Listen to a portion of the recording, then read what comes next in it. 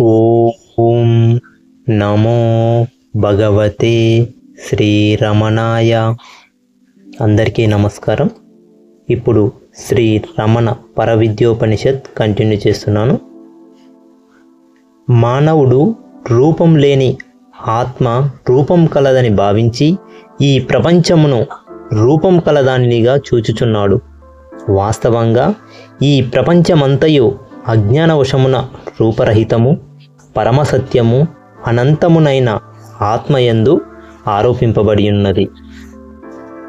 నామరహితము, రూపరహితము, జ్ఞాన స్వరూపమునైన ఆత్మయందు అజ్ఞానంచే ఆరోపింపబడిన నామ రూపములు తనను రూపసహితునిగా దర్శించువానికి మాత్రమే సత్యము వలె భాషించును.